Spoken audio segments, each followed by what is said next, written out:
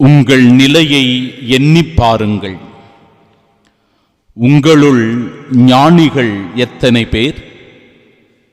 வலியோர் எத்தனை பேர்? உயர் குடிமக்கள் எத்தனை பேர்?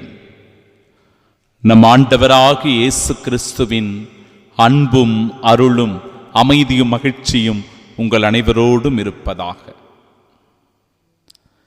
இன்றைக்கு கடவுளுடைய பணியை செய்கின்ற ஒவ்வொரு இறை ஊழியர்களுக்கும்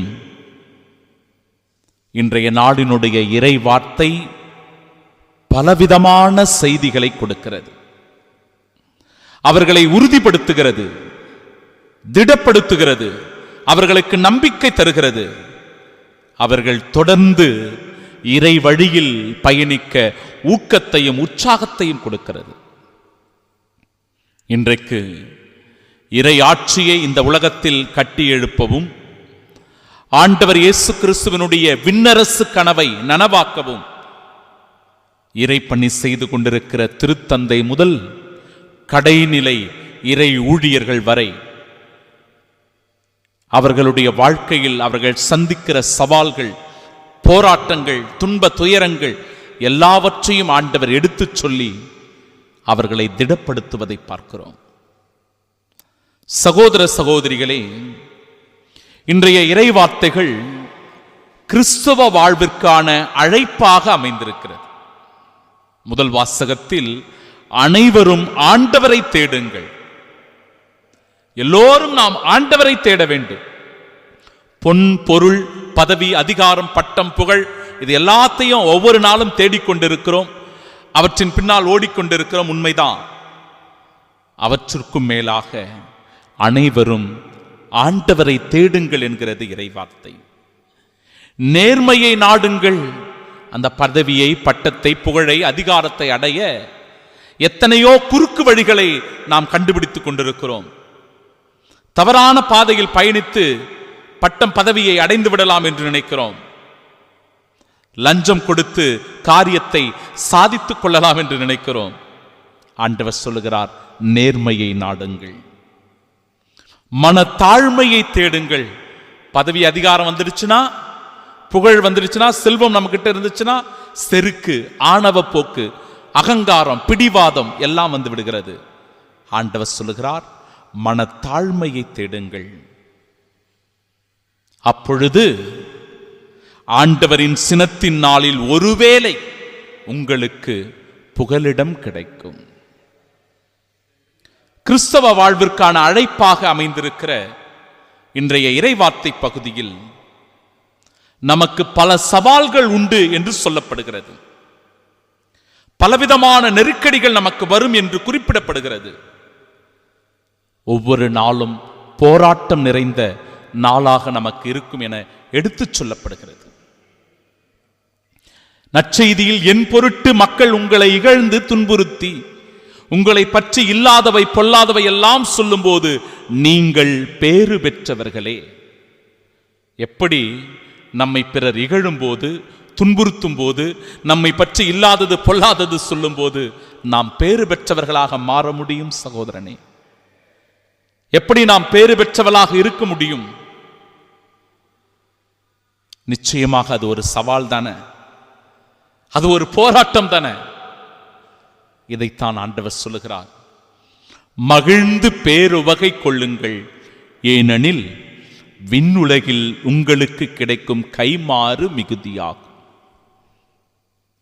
இப்ப இந்த மண்ணுலகில் நாம துன்பப்படலாமா, வேதனை அனுபவிக்கலாமா, கொடுமைகளை தாங்கிக் கொள்ளலாமா என்றால், நிச்சயமாக நம் வாழ்வில் வருகின்ற துன்பங்களை, போராட்டங்களை, நம் வாழ்வில் வருகிற சவால்களை, சோதனைகளை நாம் எதிர்கொண்டுத்தான் ஆக வேண்டும். அதனால்தான் ஏழையரின் உள்ளத்தோர் பேறு பெற்றோர், ஏனெனில் விண்ணரசு அவர்களுக்கு உரியது. துயருருவோர் பேறு பெற்றோர், ஏனெனில் அவர்கள் ஆறுதல் பெறுவர்.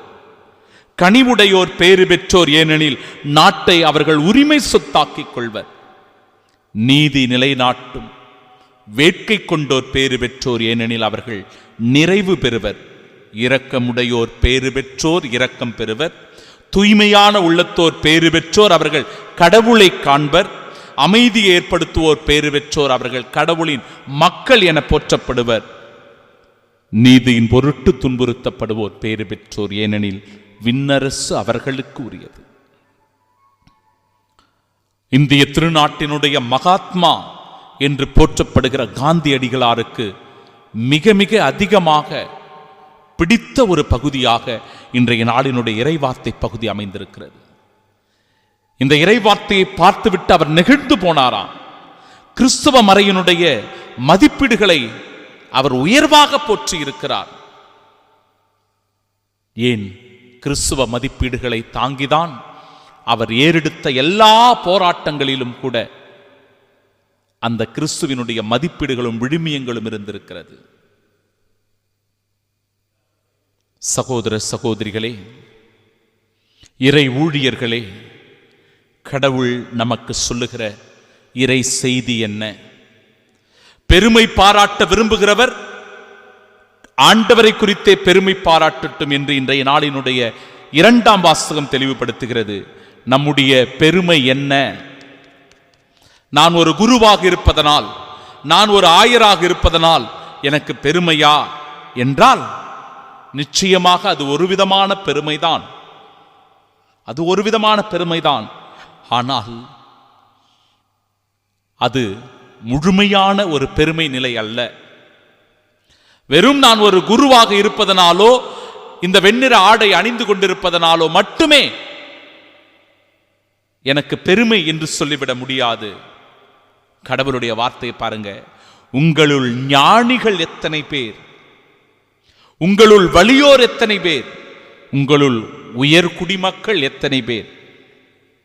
ஏன் இந்த வார்த்தை ஆண்டவர் கேட்கிறார் அப்படின்னா, கடவுள் ஞானிகளை வெட்கப்படுத்த மடமை என உலகம் கருதுபவற்றை அவர் தேர்ந்தெடுத்தார்.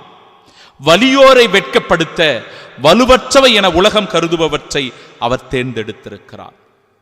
பிரியமானவர்களே, நாம் ஒவ்வொருவரும் கிறிஸ்துவோடு இணைக்கப்பட்டிருக்கிறோம். அதனால தான் நாம பேறு பெற்றவர்கள். அதுல தான் நமக்கு பெருமை. ஏனென்றால் அவரே நம்முடைய ஞானம் என்பதில் தான் நமக்கு பெருமை.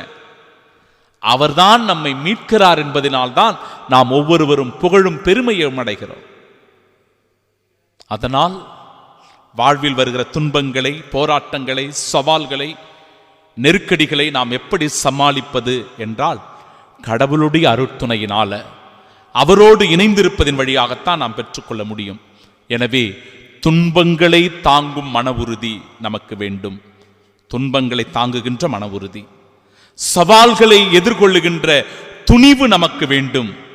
சவால்களை சந்திக்கிற துணிவு நமக்கு வேண்டும். நெருக்கடிகளை சமாளிக்கின்ற திறமை நமக்கு வேண்டும். போராட்டங்களை எதிர்கொள்ளுகின்ற ஆற்றல் நமக்கு வேண்டும். அவமானங்களை தாங்குகின்ற சகிப்புத்தன்மை நமக்கு வேண்டும். பிரச்சனைகளை கையாளுகின்ற ஞானம் நமக்கு வேண்டும். தோல்விகளை வெற்றி கொள்ளுகின்ற மன வலிமை நமக்கு வேண்டும்.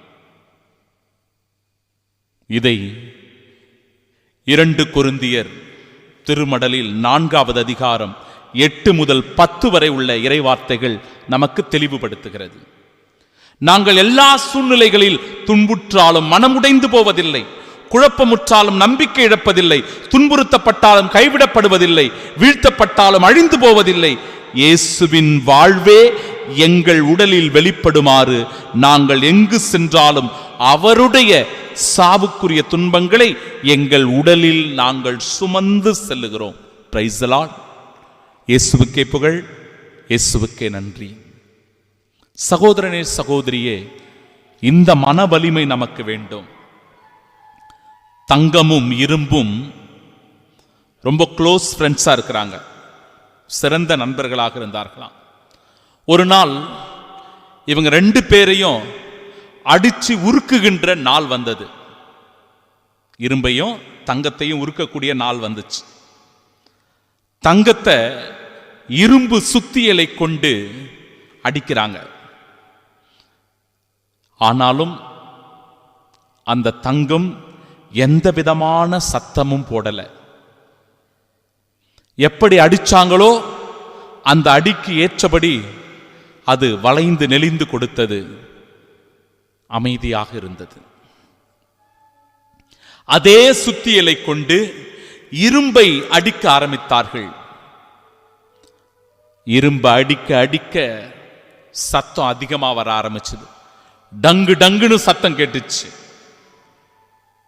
இதனால தங்கத்துக்கு இரும்பை பார்த்து ஒரு கோபம். இரும்பே, உன்னை அடிக்கிற அதே இரும்பு சுத்தியால தான் என்னையும் இவங்க அடிச்சாங்க. நான் அமைதியா இருந்தேன். ஆனா நீ மட்டும் ஏன் இவ்வளவு அலப்பற பண்ற? ஏன் இவ்வளவு சத்தம் போடுற? உனக்கு என்ன பிரச்சனை? நீ நடிக்கிறியா அப்படின்னு கேட்டுச்சான் அந்த தங்கம். அதற்கு அந்த இரும்பு பதில் சொல்லி இருக்கிறது, நீ தங்கம், அதனால உன்னை அடிக்கிற போது, உன்னை அடிக்கின்ற அந்த இரும்பினால உனக்கு ஒரு வலியும் தெரியவில்லை. நீ வளைந்து நெளிந்து கொடுத்து விட்டு போய்விடுகிறாய். ஆனால் நான் இரும்பு, என்னை அடிப்பதும் ஒரு இரும்பு தான். அதனால அதனுடைய வலி எனக்கு அதிகமாக இருக்கிறது என்று சொன்னதான். செய்தி இதுதான் சகோதரனே, சகோதரியே. யாரோ எங்கோ ஒருத்தர் நம்மளை ஏதாவது சொல்றாங்க, நம்மளை பத்தி பேசுறாங்க, நம் மீது அவதூறு பரப்புறாங்க, நமதை இல்லாதது பொல்லாததெல்லாம் சொல்லி நம்மை பழி வாங்குகிறார்கள், நமக்கு அவப்பேரை கொண்டு வருகிறார்கள் என்றால் நமக்கு அது ஒரு பெருசா தெரியாது. ஆனா நம்ம கூட இருக்கிறவங்க, நம்மளை பத்தி நல்லா தெரிஞ்சவங்க, நம்முடைய பலம் என்ன, நம்முடைய பலவீனம் என்ன என புரிந்து வைத்துக் கொண்டிருக்கிறவங்க, நம்ம சுத்தி இருக்கிற அவங்களே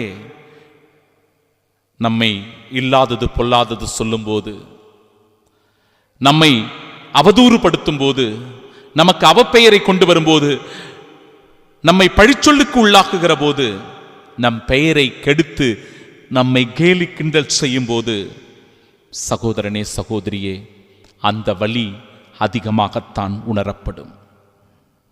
அந்த வலி அதிகமாகத்தான் இருக்கும். ஆனால் கடவுள் சொல்லுகிறார், என் பொருட்டு மக்கள் உங்களை இகழ்ந்து துன்புறுத்தி உங்களை பற்றி இல்லாதவை பொல்லாதவை எல்லாம் சொல்லும் போது நீங்கள் பேறு பெற்றவர்களே. ஆமென்.